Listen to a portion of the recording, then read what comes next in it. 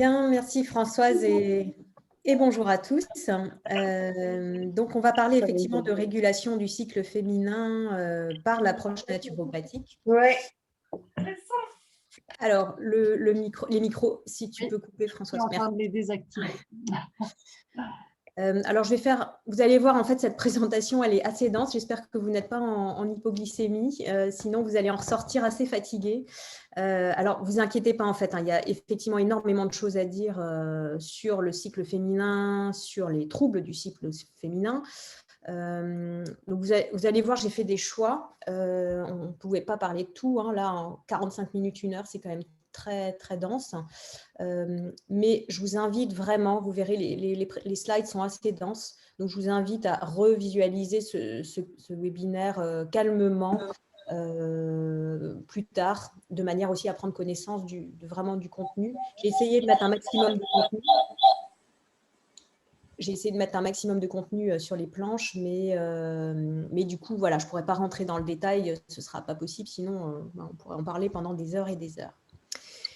Donc, du coup, au menu ce midi, voilà, je vais très rapidement me présenter, aussi expliquer pourquoi l'approche naturopathique est intéressante pour cette thématique.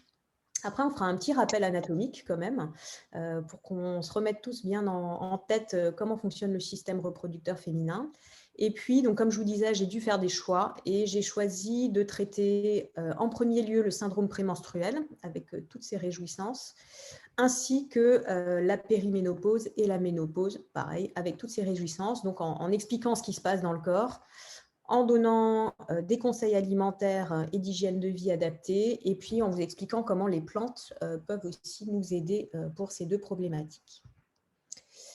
Donc, c'est parti. Alors oui, j'ai juste oublié de vous dire aussi, si vous avez des questions, on essaiera d'y répondre dans la mesure du possible et du timing à la fin de ce webinaire. Donc, notez-les bien, soit mentalement, et puis vous les posez à la fin du webinaire, soit vous pouvez d'ores et déjà les envoyer sur le chat. Je regarde en haut parce que c'est en haut mon chat.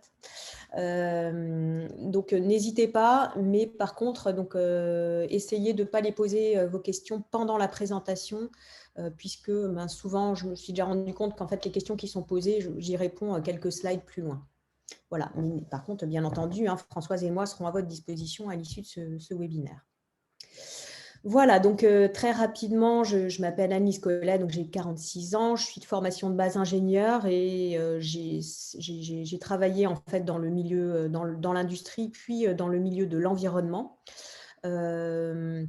Donc en fait, moi je me suis formée à la naturopathie, c'était pas du tout pour en faire un métier, mais c'était vraiment pour assouvir ma propre curiosité. Puis j'avais pas mal de choses que je ne faisais pas correctement, notamment en lien avec ma pratique sportive.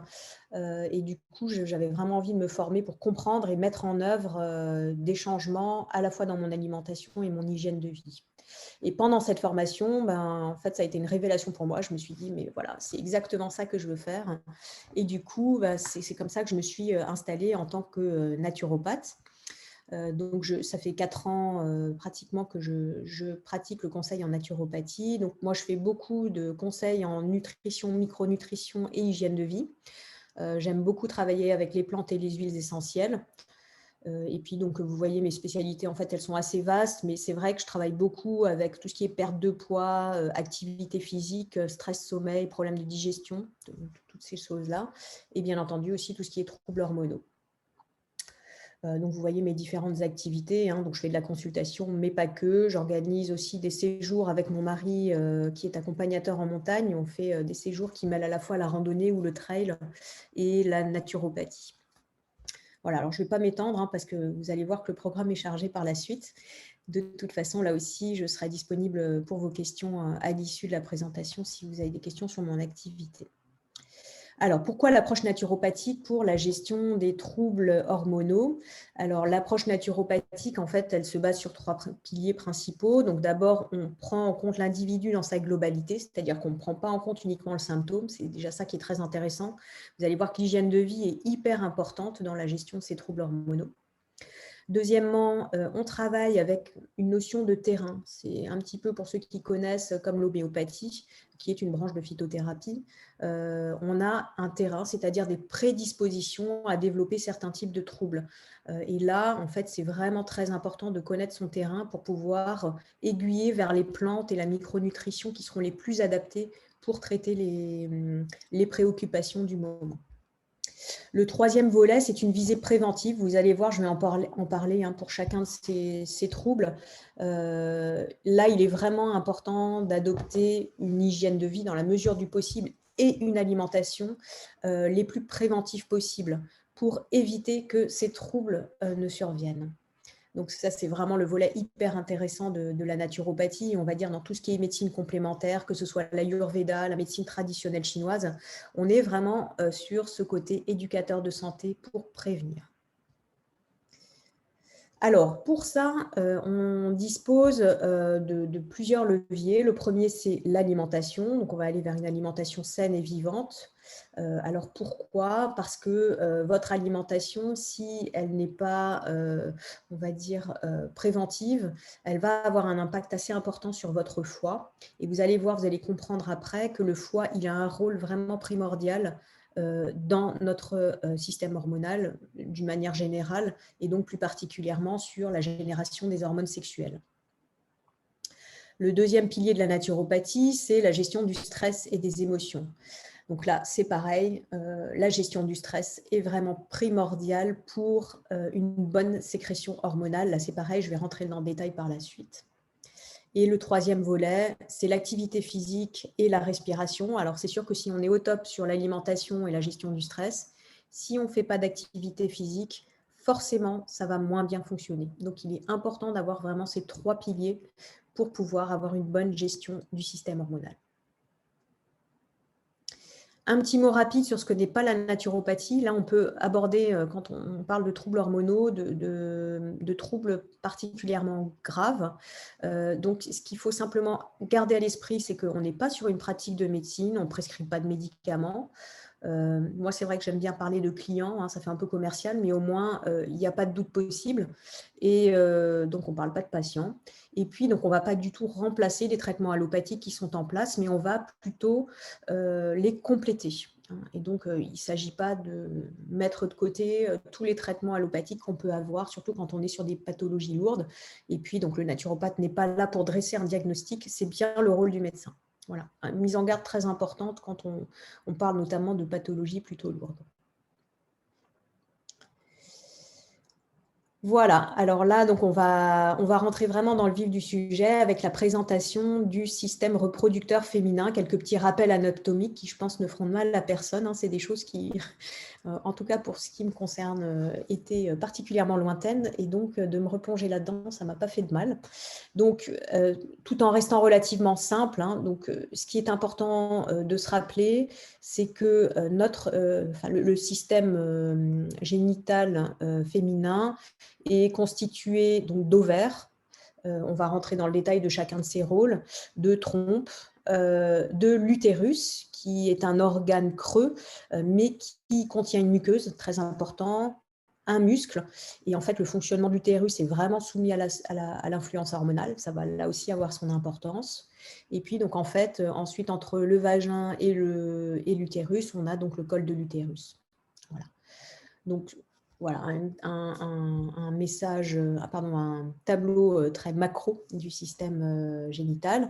Ensuite, quand on rentre un petit peu plus dans les organes, donc on a les ovaires, comme je vous disais, qui ont deux rôles. Donc, on a un rôle exocrine, c'est-à-dire que les ovaires produisent des ovocytes, donc les petits œufs, qui, in fine, auront pour rôle d'être fécondés et donc de pouvoir aboutir à un embryon.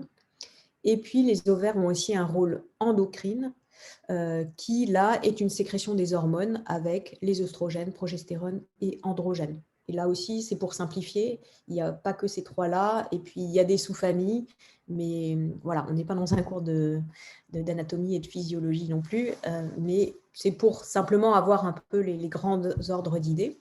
Donc vous voyez que dans l'ovaire, on a la formation de petits follicules qui, arrivant à maturation, deviennent des ovocytes qui, in fine, vont terminer en corps jaune s'ils ne sont pas expulsés.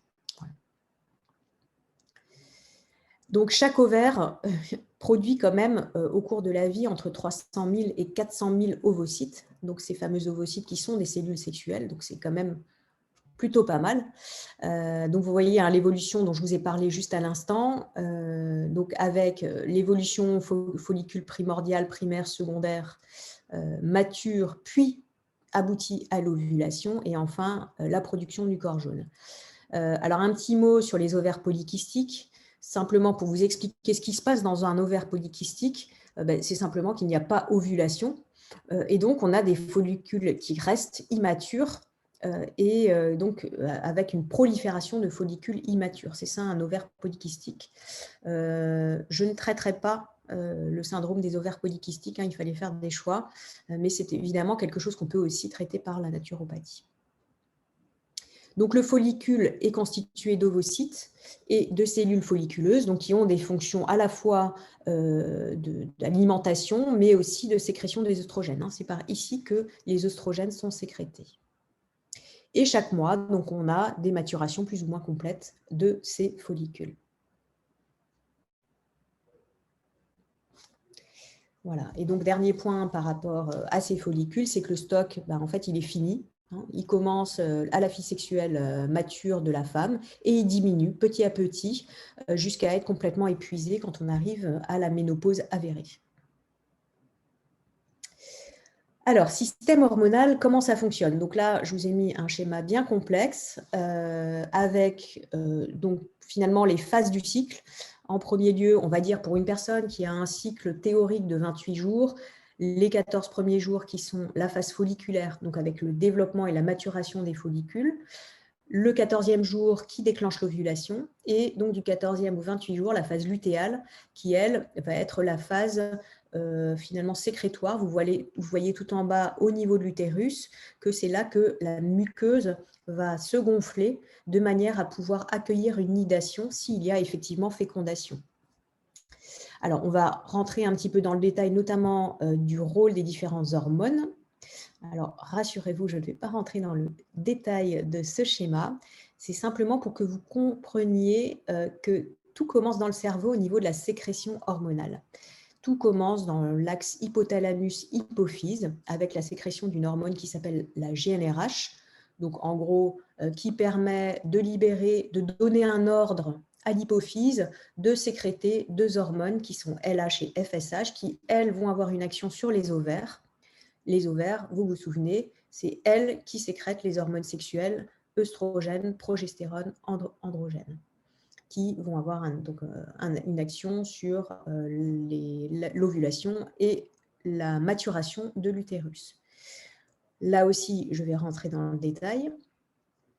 Ces fameuses hormones LH, FSH, œstrogène et progestérone. Alors, la LH, c'est l'hormone lutéinisante, c'est-à-dire que c'est celle qui va permettre de former le corps jaune dans la phase lutéale et de fabriquer de la progestérone. Il faut savoir que quand on fait des prises de sang dans le cycle hormonal, quand on voit un pic de LH, il faut s'attendre à une ovulation sous 36 heures. Ce sera pareil pour la FSH. Vous voyez bien, sur les graphiques, on voit un pic de LH et de FSH à peu près au moment de l'ovulation. La FSH, c'est l'hormone qui permet de stimuler la production des follicules. Donc, elle va se développer, enfin, elle va être active et essentielle principalement en première phase de cycle. Et donc, ce fameux pic de FSH qui permet l'ovulation sous 36 heures maximum. Les œstrogènes, ensuite, sont fabriqués surtout par les ovaires. Alors, il y a une petite quantité d'œstrogènes qui est fabriquée par les surrénales, mais c'est surtout par les ovaires pendant la phase plutôt folliculaire et donc pendant la première phase du cycle. Les œstrogènes servent à maturer en fait l'utérus pour une implantation, donc maturation de l'endomètre qui s'épaissit. La progestérone, quant à elle, est aussi fabriquée par les ovaires, plus une petite partie par les surrénales. Donc, la progestérone est plutôt fabriquée, comme vous le voyez sur les graphiques, en phase lutéale, c'est-à-dire en seconde moitié de cycle. Elle est fabriquée par le placenta en très forte quantité durant la grossesse. Donc là, c'est un moyen notamment de tester la grossesse. Donc, il faut savoir que ces hormones, on les appelle des hormones stéroïdiennes, c'est-à-dire qu'elles ont besoin de cholestérol. Elles sont fabriquées à base de cholestérol. Elles ont besoin de cholestérol pour être fabriquées. Ce qui veut dire que le cholestérol, au cas où vous en doutiez encore, est nécessaire à l'organisme et qu'on en a besoin. Et deuxième chose, c'est que pour bien fabriquer nos hormones sexuelles, il faut avoir un foie qui fonctionne correctement. Donc, on va en parler un petit peu plus tard, mais en tout cas, le foie a un rôle vraiment très important dans la maturation des hormones sexuelles. Donc là, ce schéma qui était un peu opaque et obscur, avec plein de courbes dans tous les sens. Alors, il y a toujours plein de courbes dans tous les sens, mais on le comprend un petit peu mieux avec les deux phases, donc la phase folliculaire, la phase lutéale. Vous vous souvenez des pics, donc la FSH, la LH, avec le pic qui génère l'ovulation. Et puis, donc, notre production d'œstrogène plutôt en première moitié de cycle, la progestérone plutôt en seconde moitié de cycle. Alors, je vous explique tout ça parce que vous allez voir qu'ensuite, les plantes qu'on va présenter notamment ont des rôles qui vont mimer, alors là aussi c'est un petit raccourci, mais on va retenir ça, qui vont mimer l'action des œstrogènes et des progestérones. Et c'est en ce sens-là que c'est intéressant, c'est-à-dire que si on a trop de progestérone, trop d'œstrogène ou au contraire pas assez, c'est ces plantes-là qui vont nous aider à combler ou à compenser les déficits de sécrétion. Mais donc, c'est bien important pour vous de retenir en gros à quoi servent les œstrogènes et en quelle partie de cycle, à quoi sert la progestérone et en quelle partie de cycle. Alors, on va justement rentrer dans le détail de ces hormones. Donc, les œstrogènes, ça sert à quoi? Alors, si on est juste au niveau du système génital, donc ils servent à stimuler la maturation et à déclencher le cycle menstruel. Au niveau de l'utérus, ça j'en ai déjà parlé, ça sert à stimuler la maturation et donc la préparation de la nidation. Au niveau du vagin, ça contribue au maintien de la lubrification et de l'épaisseur de la muqueuse vaginale. Alors, un petit point important, puisqu'on va parler de ménopause, les œstrogènes servent aussi à maintenir la masse et la densité osseuse. Donc, quand on n'a plus suffisamment d'œstrogènes, donc quand on est en ménopause, on peut développer un risque d'ostéoporose. Donc, j'y reviendrai. Qu'est-ce qui se passe quand on a un excès d'œstrogène? En fait, ça, c'est souvent un signe quand on a des crampes menstruelles, des irrégularités de cycle ou des problèmes au niveau mammaire, gonflement et forte sensibilité, souvent causés par des effets d'œstrogène. On peut aussi avoir une augmentation de la graisse corporelle. Alors, je vais passer un peu rapidement, comme ça vous voyez un peu tout. Qu'est-ce qui peut être important aussi? Donc, la rétention d'eau, des problèmes de troubles de l'humeur ou des troubles du sommeil, ou des problèmes de fibrome ou d'endométriose. Vous allez voir qu'en fait, c'est un peu troublant parce que les excès d'œstrogène et la carence en œstrogène, des fois, les symptômes sont les mêmes. Donc, ce n'est pas forcément facile de savoir où on se situe, à moins de faire une prise de sang, un dosage hormonal. Voilà, mais voilà quelques symptômes des excès d'œstrogène, pas facile à dire. Alors maintenant, je vais passer aussi dans les causes des excès d'œstrogène. Alors, tout simplement, en puberté, voilà, on a beaucoup d'œstrogène, donc c'est pour ça que tous ces troubles qu'on a vus avant surviennent à la puberté. En cas de grossesse, pareil, on sécrète de manière massive des œstrogènes. En cas de pollution exogène, alors ça peut être en lien avec des choses qu'on consomme de manière plus ou moins consciente, donc des pesticides, des herbicides ou des hormones de croissance. On ne les voit pas forcément dans l'alimentation. Ce qui est sûr, c'est qu'on limite les risques quand on consomme des produits plutôt bio. Alors, la consommation excessive d'alcool, médicaments, ça, c'est en fait une source, comme la pollution exogène, de dérèglement du foie, qui du coup va perdre un peu la boule et pas forcément sécréter comme il devrait nos œstrogènes. On a aussi tout simplement des maladies métaboliques, des maladies cardiaques qui sont à l'origine de la sécrétion d'œstrogènes en excès. Le stress, donc engorgement du foie, comme je vous indiquais, ou du système digestif d'une manière générale. Et la carence en œstrogène, donc elle est plutôt causée par, pardon, elle va plutôt être visible, voilà, je vais y arriver, par des irrégularités de cycle, par une infertilité, par de l'ostéoporose, comme je vous l'indiquais, des troubles de la mémoire, troubles de l'humeur. Donc là, vous vous souvenez, on a vu ça aussi dans les excès d'œstrogène, des problèmes de déprime, de dépression, de fatigue importante, de bouffées de chaleur, là, ça fait tilt, sensibilité mammaire, troubles du sommeil, insomnie, ça on l'a déjà vu dans les extraits d'œstrogène, des problèmes de baisse libido, de sécheresse des muqueuses et notamment sécheresse vaginale, de sensibilité accrue aux infections urinaires et de prise de poids. Donc, je crois qu'il y en a une dernière, oui, voilà, les problèmes de sécheresse de peau et de finesse de la peau. Donc là, on reconnaît quand même quelques symptômes que l'on développe en cours de ménopause ou en périménopause. Donc là, c'est un petit peu plus facile de s'y repérer quand on parle de la carence en œstrogène. Alors, quelles sont les causes? Excès de sport, un surpoids ou au contraire une maigreur, des imageries à répétition type radiothérapie, des traitements à répétition type radiothérapie ou chimiothérapie, des problèmes de kyste ovarien, la ménopause, comme je vous l'indiquais, ou bien juste la veille des règles. Vous avez reconnu certains symptômes qui ressemblent à des symptômes prémenstruels. Tout ce qui est régime, alimentation malsaine, les problèmes d'anorexie et de boulimie qui vont, alors, soit on rentre dans le surpoids ou la maigreur, soit qui vont rentrer dans la perturbation du foie. Des problèmes de maladies auto-immunes, de problèmes de thyroïde, des problèmes d'insuffisance rénale, des maladies congénitales. Oups, je passe un peu trop vite. Voilà, donc on a pas mal de causes de carence en œstrogène, mais ce qui va nous intéresser aujourd'hui, c'est le syndrome prémenstruel et la ménopause.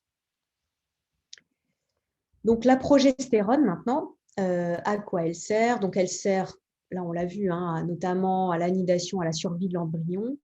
Elle va aussi servir à protéger contre des problèmes, des maladies hormonodépendantes.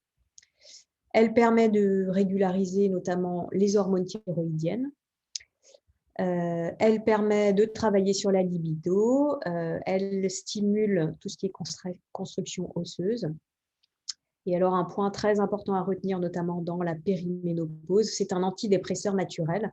Elle est très calmante, elle est ce qu'on appelle GABAergique, puisqu'elle stimule les récepteurs au GABA, qui est un neurotransmetteur très calmant, très apaisant. La progestérone a aussi un rôle anti-androgène, donc qui sera très intéressant pour les hyperandrogénies, notamment avec des problèmes de développement d'hyperpilosité ou de perte de cheveux. Donc, donner des plans de progestérone light, c'est intéressant dans le cadre des hyperandrogénies.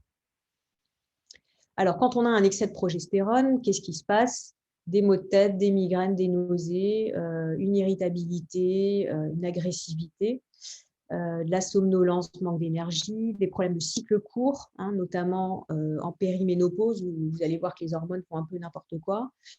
Des problèmes de règles hémorragiques aussi, qu'on va pouvoir réguler en connaissance de cause. Des problèmes au niveau donc de douleurs de mammaires, ou de seins qui sont très volumineux ou lourds. Pardon, chaque fois ça réagit trop vite. Des problèmes, donc au niveau carence progestérone, là on sera plus bien entendu sur de l'irritabilité et de l'anxiété, puisqu'on a moins cette action GABAergique. Des problèmes de gonflement au niveau des tissus, donc c'est là qu'on va notamment avoir des problèmes de rétention d'eau ou vraiment de gonflement très important en pré-menstruation. Au niveau de la périménopause, la carence de progestérone entraîne un excès relatif d'œstrogène, donc avec toutes les joyeusetés que ça entraîne, on a déjà vu un petit peu plus tôt.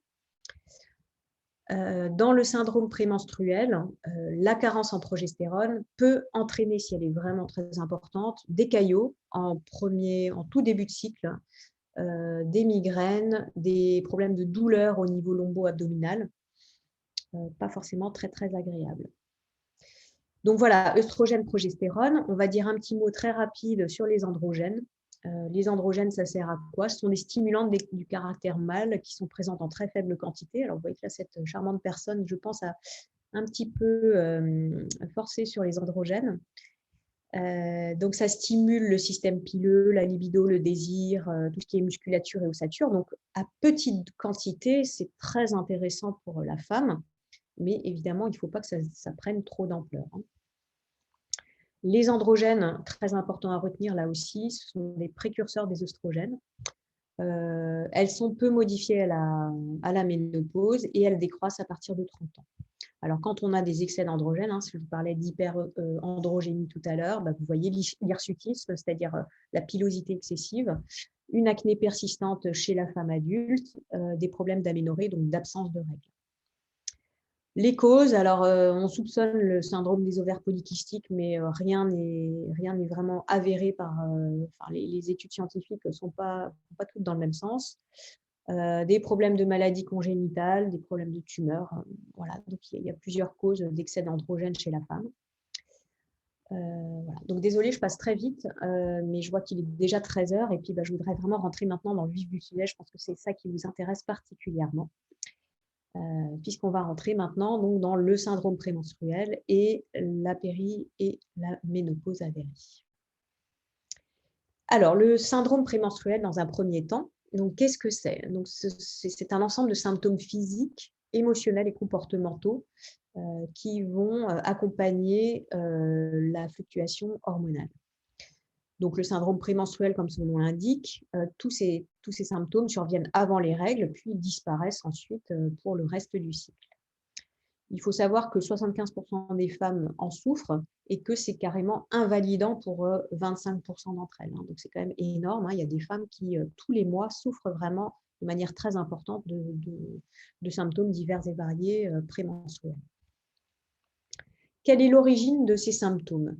Donc, on en a déjà dit un petit mot tout à l'heure. Donc, je vous ai remis la courbe des œstrogènes et de la progestérone. Vous vous souvenez, en deuxième partie de cycle, on a une forte production de progestérone, une moins forte production d'œstrogène, mais la progestérone décroît et décroît relativement rapidement. Et c'est ce défaut de progestérone en deuxième partie de cycle qui peut causer une hyperoestrogénie, puisqu'en fait les deux fonctionnent vraiment en vase communicant et qui peut générer donc, ce syndrome prémenstruel.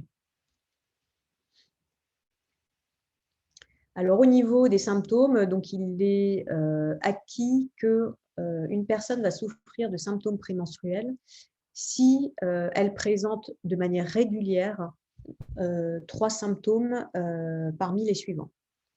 Premier symptôme, les crampes abdominales. Ensuite, les douleurs dorsales ou lombaires. Ensuite, de la rétention d'eau avec une prise de poids d'au moins 1 kg, des gonflements des seins, de l'abdomen, des jambes. Les troubles du sommeil, troubles de l'humeur également, donc une profonde fatigue. Des maux de tête qui peuvent parfois dériver en migraine. Le trouble de l'humeur, j'en ai déjà parlé. Des compulsions alimentaires. Et éventuellement des poussées d'acné. Je pense qu'on a toutes connu les jolis boutons qui poussent avant d'avoir les règles. Voilà, donc si une personne présente au moins ces 3 symptômes de manière régulière, on peut parler de syndrome prémenstruel. Des facteurs prédisposants à développer des syndromes prémenstruels. Alors, pas de chance, terrain familial. C'est sûr que si la maman, les sœurs souffrent de syndrome prémenstruel, il y a quand même un fort risque que la personne en elle-même en souffre.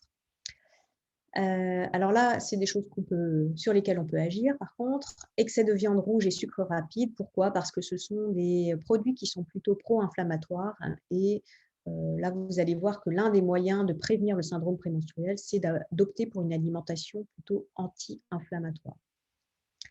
Le tabagisme, les excès d'excitants et notamment d'alcool, qui en plus est un sucre rapide, et de café. Une activité physique qui n'est pas pratiquée ou qui n'est pas pratiquée de manière régulière. un sommeil qui est insuffisant ou de mauvaise qualité, une mauvaise gestion du stress au quotidien, du surpoids. Oups, excusez-moi. Vous voyez que l'ensemble de ces facteurs prédisposants, mis à part le terrain familial, normalement, on peut quand même à peu près agir dessus. D'où l'importance, je reviens au début, pourquoi l'approche naturopathique est intéressante. En fait, l'approche naturopathique, c'est vraiment tout ça. On est sur de la prévention, de l'hygiène de vie, de l'alimentation. Donc, on peut agir à son niveau pour prévenir l'apparition des symptômes.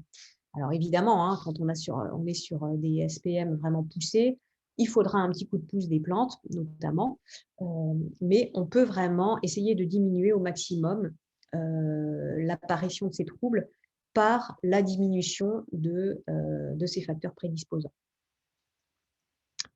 Du coup, qu'est-ce qu'on peut donner comme conseil? Alors, au niveau alimentaire et hygiène de vie, bien entendu, pratiquer une activité physique régulière et suffisamment intense. Alors, moi, j'aime bien conseiller au moins 30 minutes, je dirais même au moins 40 minutes. C'est là que ça commence à être vraiment intéressant au niveau métabolique. Et minimum un jour sur 2. Alors, on ne va pas dire minimum. Dans l'absolu, il faut garder à l'esprit, aller 3-4 fois par semaine, ce qui veut dire que, normalement, si on a 2 jours de pause dans la semaine, on peut déjà faire deux fois dans la semaine, plus encore 1 à 2 fois les jours de travail. Donc, déjà, garder ça quand même à l'esprit, d'essayer de s'inclure ça dans son emploi du temps. Alors, là, c'est surtout pour les personnes qui souffrent de congestion, donc tout ce qui est gonflement. Évitez tout ce qui est activité en eau froide à l'approche des règles. Donc, si vous aimez bien vous nager, aller nager à la piscine, dans une piscine particulièrement froide, je vous conseille vraiment d'éviter ça à l'approche des règles. Tout ce qui est gestion du stress, à mettre en œuvre de manière quotidienne, surtout si vous sentez que vous avez une sensibilité. Alors là, des techniques, il y en a des tonnes, je vous en ai mis quelques-unes. Bien entendu, pratiquez celle qui vous convient le mieux, que vous arrivez à en mettre en œuvre de manière quotidienne, c'est ça l'idéal. Il ne s'agit pas de mettre tout ça en œuvre parce que sinon vous passez votre journée à gérer votre stress, ce qui peut être une très bonne chose, mais ce qui est un peu incompatible avec une vie sociale et professionnelle. Ensuite, bien entendu, essayez d'éviter tout ce qui est toxique, le tabac, l'alcool. Alors l'alcool de manière limitée et raisonnable. Il ne s'agit pas non plus de supprimer complètement le côté festif, mais voilà, consommer de manière raisonnable. Le café, c'est pareil, 2-3 par jour, mais c'est vraiment un maximum. Et puis, toutes les autres consommations qu'on peut faire en excès. Il ne s'agit pas de tout supprimer, mais de supprimer les excès. Donc, les sucres sont à limiter le plus possible, on va dire, dans le cadre des troubles hormonaux, mais d'une manière générale, évidemment. On va forcer sur les acides gras polyinsaturés, les fameux oméga 3, qui ont une action anti-inflammatoire, donc qui auront un rôle vraiment très intéressant dans la suppression, dans la limitation de ces phénomènes. Pour limiter la congestion dans le petit bassin, on va éviter la constipation, donc on va essayer d'augmenter sa consommation de fibres, j'ai inventé un nouveau mot, sa consommation de fibres. Voilà, donc toutes les actions qu'on peut mettre en œuvre. Au niveau de la complémentation, donc là, c'est si on a besoin quand même d'un gros coup de pouce, c'est-à-dire on a mis en place toutes les mesures de prophylaxie, donc préventives, et puis on se rend compte que ça ne suffit pas. Qu'est-ce qu'on peut faire en plus ? Donc, on peut prendre du magnésium. Alors, le magnésium, j'enfonce des portes ouvertes là, vous connaissez bien le magnésium. C'est vrai que globalement, on a 80% de la population française qui est carencée en magnésium. Donc, se faire des cures régulièrement dans l'année de magnésium, 1 à 2 mois, peut être vraiment très intéressant aussi dans la gestion des troubles hormonaux. Alors, un nutriment qui est très intéressant dans le cadre du symptôme prémenstruel, c'est l'acide gamma-linolénique qui est présent dans les huiles d'onagre et de bourrage. Vous en avez peut-être déjà entendu parler. Donc, ces huiles, surtout l'huile d'onagre, permet de maintenir l'hydratation, est anti-inflammatoire et des fois, juste l'huile d'onagre va permettre de réguler la production hormonale dans le cycle. Donc, c'est vraiment intéressant à tester. L'huile de krill, qui apporte des phospholipides sous forme de DHA, est intéressante à la fois pour son côté anti-inflammatoire, mais aussi pour tout ce qui est manifestation physique et émotionnelle. Là aussi, des complémentations ponctuelle, hein, il ne s'agit pas de prendre ça toute l'année, de manière ponctuelle, peut donner un petit coup de pouce à un moment donné. Ensuite, au niveau du système digestif, vous vous souvenez, je vous avais expliqué, le foie, le système digestif sont deux organes qui doivent vraiment bien fonctionner pour à la fois améliorer la synthèse des hormones féminines, mais aussi améliorer la dégradation de ces hormones. Donc, il faut que tout ce petit monde-là fonctionne correctement, le foie et les intestins particulièrement, d'où l'intérêt de consommer de temps en temps des probiotiques, et puis de faire un petit nettoyage et un petit soutien du foie. Donc pour ça, on a par exemple le produit Cirasil, très connu des personnes adeptes du laboratoire Soria, et pour cause, donc qui contient du radis noir, de l'artichaut pour la détox, et puis le chardon-marie pour son côté régénérateur du foie. Au niveau complémentation, donc là, pour contrecarrer l'hyperœstrogénie qui va se produire juste avant les règles, on peut aller sur des plantes qu'on appelle progestérone-like, qui sont des plantes qui en fait vont se comporter un petit peu comme de la progestérone. Donc on a l'alchémie, l'achillée millefeuille, le gâtillier. Donc vous voyez que bon, là, ce sont des propriétés pour lesquelles on indique ces plantes, mais elles ont toute une action progestérone-like. On va dire que la plus polyvalente en progestérone-like, c'est quand même le gâtillier. C'est à retenir. C'est une plante dont on pourra parler aussi en phase de périménopause. Des plantes anti-inflammatoires, la plus connue étant le curcuma. C'est un anti-inflammatoire qui est très polyvalent. Donc là, je vous ai simplement mis les précautions d'utilisation du curcuma, notamment faire attention en cas de calcul biliaire ou de prise concomitante d'anticoagulants. Au niveau plantes anti-inflammatoires, alors on a aussi le souci, plus connu aussi sous le nom de calendula, qui a aussi, à ce titre, un rôle très intéressant puisqu'il est œstrogène-like. Donc, de prendre simplement le souci peut là aussi aider à simplement réguler le cycle. C'est à tester. Hein, il y a certaines personnes qui réagissent très bien à la prise unique de souci. Le souci est à prendre avec précaution, donc bien sûr, hein, si grossesse, mais aussi en cas de problème du foie. Hein, donc ça, c'est à voir avec votre praticien de santé. En gémothérapie, donc il y a vraiment une plante qui est particulièrement intéressante, c'est le framboisier parce que c'est un régulateur hormonal. Il ne va pas plus stimuler les oestrogènes ou la progestérone, mais il va en fait réguler la production hormonale, réguler donc le cycle. Là aussi, des fois, simplement la gémothérapie de framboisier suffit pour réguler. Ce sont là aussi des choses qui sont à tester, ou en tout cas à voir avec votre praticien de santé en fonction de votre propre profil. En aromathérapie, on a principalement la sauge clarée, donc à manipuler avec précaution pour les personnes qui ont des antécédents de cancer hormonodépendant. On peut aussi utiliser l'ylang-ylang ou bien la mandarine verte, qui sont aussi des plantes qu'on peut conseiller en cas de syndrome prémenstruel, en massage cette fois-ci, hein, alors que la sauge clarée, on peut vraiment la prendre par voie orale. Alors, les laboratoires Soria ont un complexe que je ne peux que conseiller parce qu'il est hyper polyvalent. Il contient, vous allez voir, de nombreuses plantes qui permettent en fait de couvrir un large spectre de tout ce qui est symptômes prémenstruels. Ça va des règles douloureuses aux hémorragies, aux règles irrégulières, à l'aménorrhée. Enfin, c'est vraiment un produit que je conseille parce qu'il est hyper polyvalent. Donc, en gros, on est sûr de ne pas se tromper quand on le conseille. Alors, quelles sont les plantes qui sont incluses dans ce complexe? Donc, on a l'Artemisia vulgaris, qui est connue aussi sous le nom d'armoise commune ou de citronnelle. Alors, ce n'est pas la citronnelle classique que l'on connaît, hein, mais c'est bien l'Artemisia. Ensuite, on a le souci, dont on a déjà parlé un petit peu avant. Il y a de la sauge, qui a une action œstrogène-like. De l'achillée millefeuille, vous vous souvenez, là aussi, on en a déjà parlé. Et du cyprès, du cyprès, qui lui va avoir une action sur la vasoconstriction, donc la congestion, et qui a également une action intéressante puisqu'elle est antispasmodique, donc pour tout ce qui est spasme douloureux. Et cette fois-ci, de l'huile essentielle de thym qui va travailler sur les douleurs et qui est anti-inflammatoire.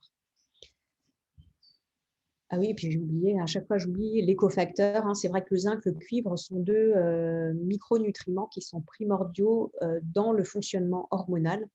Donc là, on les apporte, pour prévenir une éventuelle carence en zinc et en cuivre. Précautions d'utilisation pour ce complexe, donc notamment les ulcères gastriques et duodénales, et puis vous voyez les autres. Alors c'est vrai qu'on ne conseille pas trop dans les antécédents personnels de cancers hormonodépendants, de par la présence de sauge notamment, que l'on ne conseille pas dans ces cas-là. Un autre complexe chez Soria que je peux conseiller, c'est le Vénazor, qui travaille sur les problématiques de jambes lourdes, d'œdème, hémorroïdes, enfin tout ce qui est insuffisance veineuse et lymphatique, qui peut vraiment apporter un vrai soulagement en phase prémenstruelle, avec les plantes suivantes que vous voyez, cyprès fragon, marron d'Inde, achillée millefeuille une fois de plus, et de la sauge.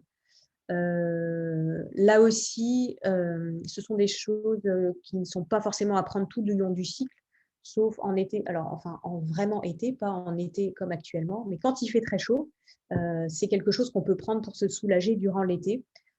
Et donc, ça va forcément agir en phase de syndrome prémenstruel. Mais sinon, le reste de l'année, il n'est pas nécessaire de le prendre tout au long du cycle. Voilà pour le syndrome prémenstruel. Je suis désolée, je suis bien consciente que je vais très vite, mais je voudrais quand même terminer cette présentation de manière à ce qu'il y ait quand même un petit peu de place pour les questions. Donc, on va maintenant aborder la ménopause et la périménopause. Alors, la ménopause, qu'est-ce que c'est? C'est communément ce que l'on appelle comme l'arrêt définitif des règles depuis plus d'1 an. Donc, c'est un phénomène qui se produit malheureusement sur plusieurs années. Je dis malheureusement pour les personnes qui en souffrent, puisque ça peut vraiment durer, ça peut aller jusqu'à 4 ans, 5 ans, voire même j'ai des personnes des fois qui en souffrent pendant une dizaine d'années. Donc, on appelle ça la périménopause. Donc, la périménopause, en fait, ça comprend la préménopause et puis la ménopause avérée, c'est-à-dire l'arrêt définitif des règles plus 1 an.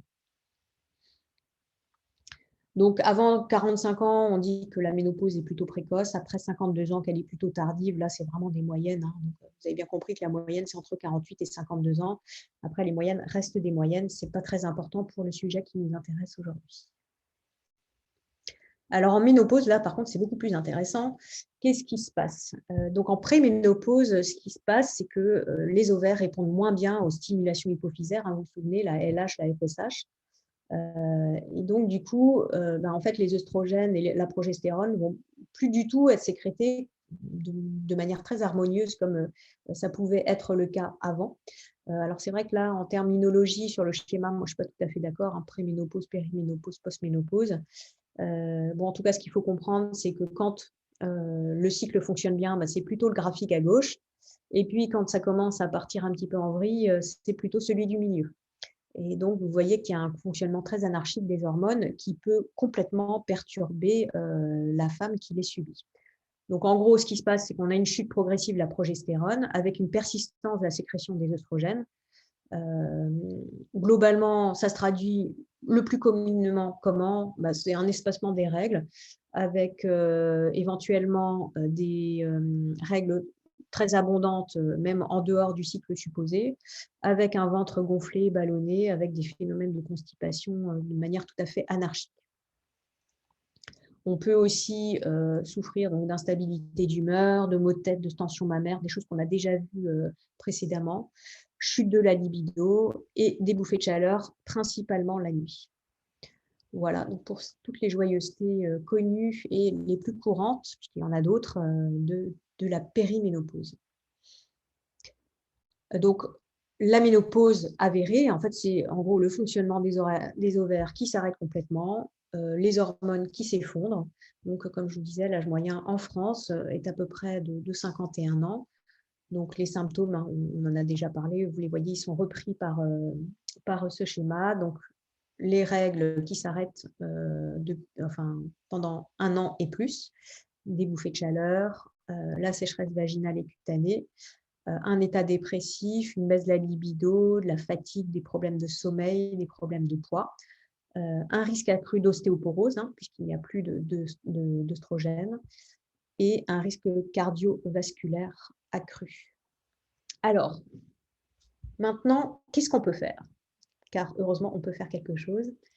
Alors déjà, bouffée de chaleur, en fait, moi, c'est la principale cause de consultation, en ce qui concerne la ménopause. Donc c'est pour ça que je vous ai mis en première intention contre les bouffées de chaleur, qu'est-ce qu'on peut faire? Alors vous vous souvenez, hein, il y a l'histoire des épices. Bon, ça semble un peu logique, mais en gros, ça veut dire réduire tout ce qui est excitant, donc les épices, le café, l'alcool, le tabac. Réduire au maximum, sa consommation, de ces produits-là. Ensuite, maîtriser son stress. Alors, le plus simple contre les bouffées de chaleur, c'est quoi? Pratiquer une respiration, alors celle qui vous convient, mais je trouve que la respiration, lente et profonde, celle qu'on pratique dans le ventre et pas dans le torse, hein, mais c'est vraiment dans le ventre, c'est un moyen le plus simple pour, maîtriser son stress. Surtout à chaque émotion, hein, puisque je pense que pour les personnes qui en souffrent, vous l'avez peut-être remarqué, les bouffées de chaleur surviennent de manière plus importante quand on a des émotions fortes. Donc travailler sur cette respiration peut être très intéressant. Porter des vêtements amples avec des fibres naturelles peut là aussi aider, notamment, pour limiter la congestion. Congestion qui va favoriser les bouffées de chaleur. Qu'est-ce qu'on peut faire d'autre? Donc là, je sors, hein, en fait, des bouffées de chaleur et je reviens sur tous les symptômes qui peuvent apparaître à la périménopause.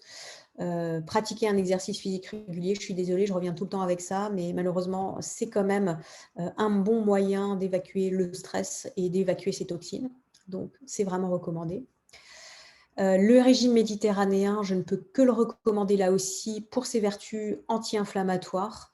Il apporte vraiment tous les nutriments nécessaires. Honnêtement, je ne peux que le recommander. Donc, régime méditerranéen, un petit rappel, on limite la consommation de viande rouge. On va être plutôt sur des volailles, des poissons, des œufs, tout ce qui est légumineuse en quantité importante, céréales complètes, des fruits et des légumes, surtout des légumes, des oméga 3 apportés par les noix, les graines, les bonnes huiles, peu de laitage et des laitages principalement à base de brebis, de lait de brebis et de lait de chèvre. Voilà le principe, ça, c'est pas sorcier. On peut quand même avoir beaucoup de, de variétés avec un régime de ce type-là. Donc, je ne peux que vous recommander de le mettre en œuvre de manière tout à fait régulière. Alors, j'anticipe la remarque, oui, mais tu n'as pas parlé du vin. Donc, effectivement, dans le régime méditerranéen, on recommande la consommation de vin rouge en milieu de repas et plutôt le midi. Pour les femmes, c'est plutôt un verre par jour maximum. Alors, pourquoi ça n'avance plus? Voilà. Ce qu'on peut faire aussi, c'est apporter des phytoœstrogènes dans son alimentation. Je vais y venir juste après. En complémentation, alors je reviens avec mes huiles d'onagre et de bourrache parce que, vous vous souvenez, elles sont fortement anti-inflammatoires et elles contribuent à l'hydratation des muqueuses. Alors là, du coup, si c'est pour un problème de sécheresse, j'encouragerais plutôt à consommer de l'huile de bourrache que de l'huile d'onagre, même si l'huile d'onagre fera aussi le job. Donc, ce qui est intéressant, c'est que donc elles sont efficaces toutes les deux pour à la fois le symptôme prémenstruel et la préménopause ou la périménopause. Complémentation sous forme d'oméga 3, surtout si les oméga 3 manquent dans l'alimentation, si vous n'en consommez pas suffisamment, pour le côté anti-inflammatoire. Alors, un complexe d'antioxydants peut être intéressant. Vous voyez tous les impacts que peut avoir le stress oxydant sur le corps humain et notamment impact négatif sur la ménopause, sur l'ostéoporose. Donc, on peut soit avoir une alimentation colorée, tout simplement, qui va permettre d'apporter un maximum d'antioxydants, soit apporter des antioxydants. Alors, je vous en ai mis quelques exemples. Après, il existe des complexes d'antioxydants à voir là aussi avec votre praticien de santé, ce qui sera le plus approprié pour vous. Alors, un petit mot sur les phytoœstrogènes. Donc, vous comprenez, phytoœstrogènes, hein, ce sont les œstrogènes qui sont apportés par les plantes, ou en tout cas par les produits, oui, on va dire ça, produits à base de plantes. Donc, les phytoœstrogènes, finalement, ils ont plein de propriétés intéressantes en phase de périménopause et de ménopause avérée. Vous voyez, en fait, c'est finalement toutes les choses qui apparaissent à cause d'une carence en œstrogènes. Il faut savoir que ces phytoœstrogènes seront d'autant plus efficaces si votre flore intestinale est de bonne qualité. Donc, vérifiez ça avec votre praticien de santé. Il peut être utile de complémenter de temps en temps par des produits qui amélioreront la qualité de votre flore intestinale. Source alimentaire de phytoœstrogènes. Alors, bien sûr, tous les produits à base de soja et dérivés. Alors, moi, j'encourage la consommation de ces produits, surtout sous une forme autre que liquide, c'est-à-dire la boisson végétale de soja et pas forcément celle que je vais recommander le plus. Il vaut mieux consommer du soja sous forme de produits fermentés, donc du tofu lacto-fermenté par exemple, sous forme de yaourts végétaux ou sous forme de tofu classique, plutôt que sous forme de lait, pour des raisons d'action des phytoœstrogènes. Hein. Je pense que certaines personnes ont déjà entendu parler du fait que les phytoœstrogènes pouvaient encourager les cancers hormonodépendants. Alors, il faut savoir qu'il n'y a pas consensus en la matière, il n'y a plus consensus en la matière aujourd'hui.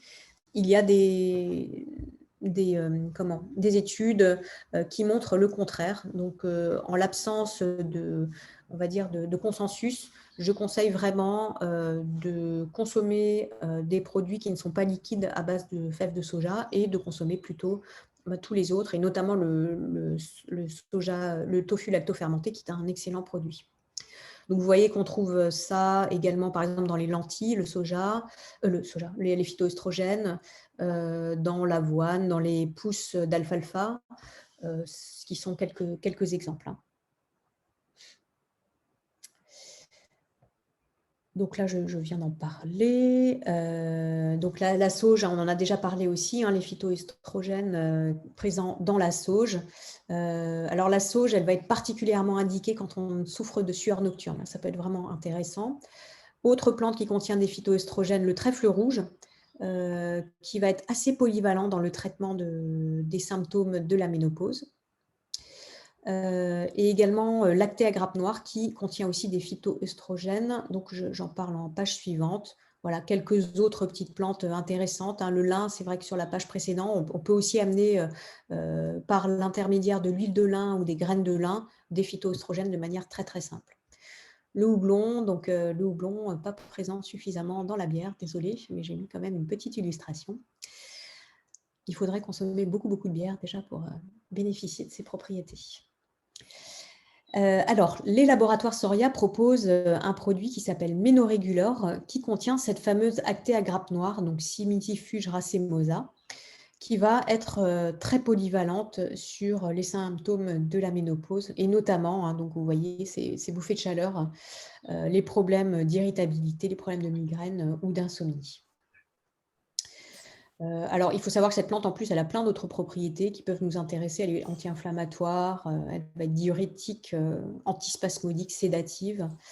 Elle est aussi efficace pour le syndrome prémenstruel, donc pourquoi pas à tester, notamment pour les personnes qui ont des règles très abondantes. Alors, vous voyez qu'il y a un certain nombre de précautions d'utilisation pour ce complexe, donc à vérifier là aussi avant de prendre ce produit. Une autre plante intéressante, hein, vous vous souvenez, j'ai parlé de l'alfalfa, hein, donc les fameuses petites pousses là qu'on voit, qui sont très très jolies, qu'on voit des fois dans les salades ou dans des sandwichs. Eh ben, on peut le prendre de manière très concentrée dans des gélules sous forme déshydratée. Donc c'est la luzerne finalement, ce n'est rien d'autre que la luzerne. Elle a une action phytoestrogénisante, notamment sur les bouffées de chaleur. Alors elle a également un rôle anti-inflammatoire, antioxydant. Elle est très intéressante également pour les personnes qui souffrent d'acidose. Donc, c'est un rééquilibrant de l'équilibre acido-basique. Et comme elle est très fortement reminéralisante, elle est très riche en vitamines, minéraux et protéines, elle va aussi avoir une action sur l'ostéoporose. Donc là, toujours pareil, hein, il faut voir avec votre praticien de santé, en fonction de vos propres problèmes, quelle est la plante la plus adaptée. Donc là, c'est un gros flacon qui permet de faire une cure de 80 jours parce que, notamment dans les cas de déminéralisation et de déséquilibre acido-basique, ça ne se fait pas en un claquement de doigts. Donc, il faut faire une cure reminéralisante sur pratiquement 3 mois.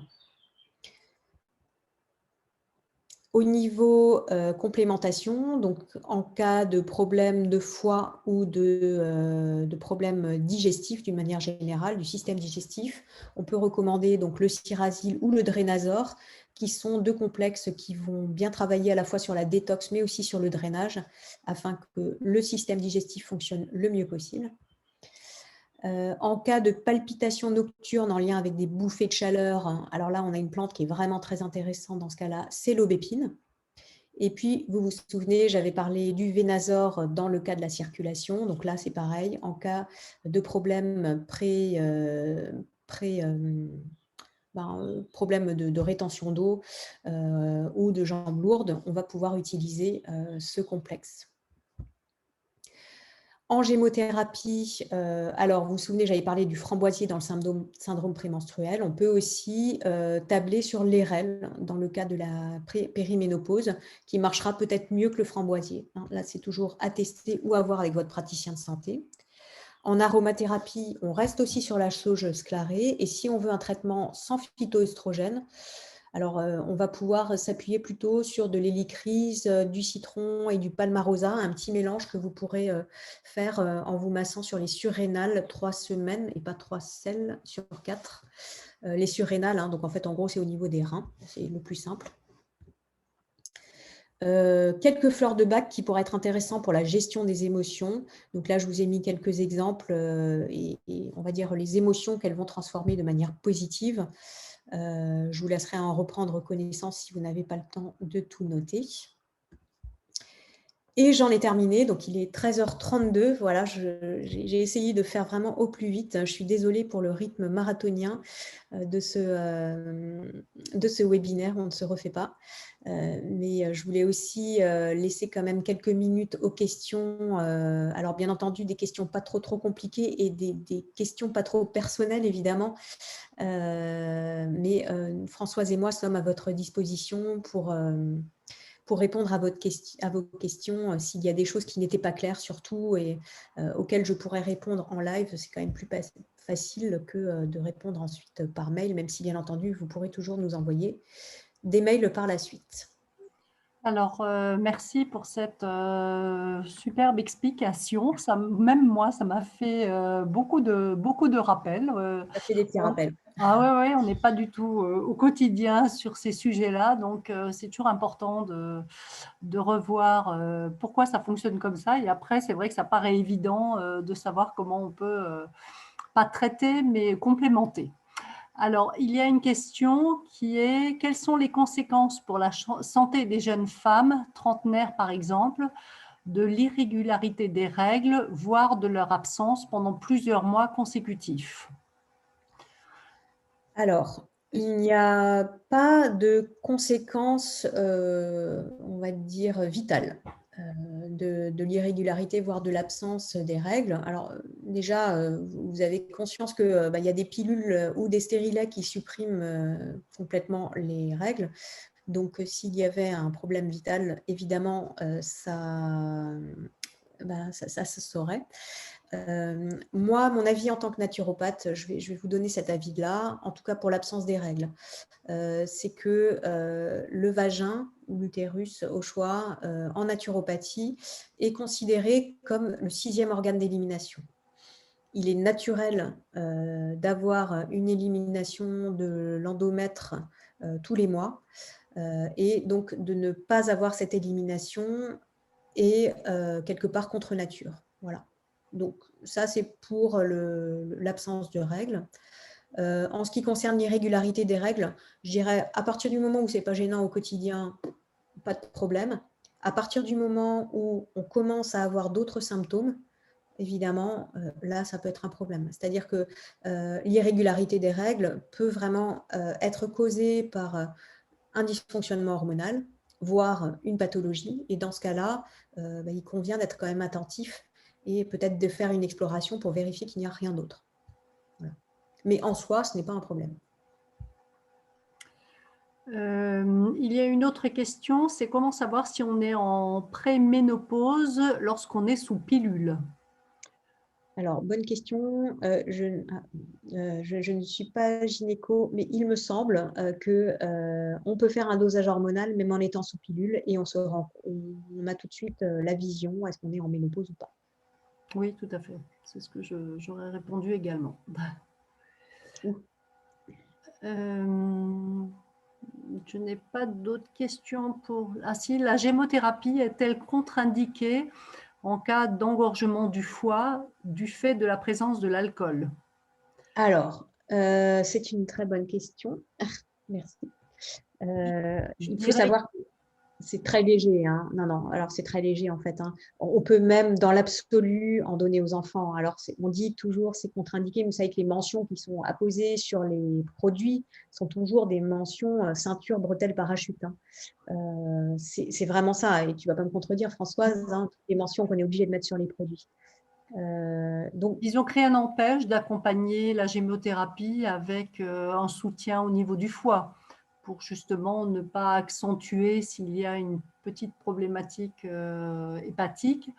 Mais bon, bien sûr qu'on est en gémothérapie sur de l'alcool assez fort, donc l'accompagner voilà, par un soutien de détox hépatique ou de régénération ou de protection au niveau du foie avec du chardon-marie ou du desmodium, du coup, ne rendra pas la gémothérapie problématique et au contraire, si on est sous framboisier ou RL, ça fonctionnera très très bien.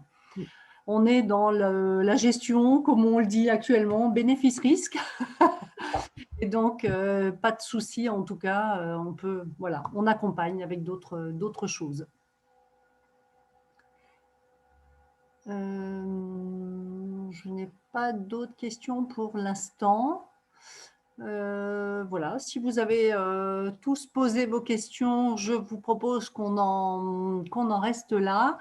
Je vous souhaite encore une très belle journée. Je remercie vivement Anne-Lise parce que c'était extrêmement intéressant de revoir notre fonctionnement féminin au niveau des hormones.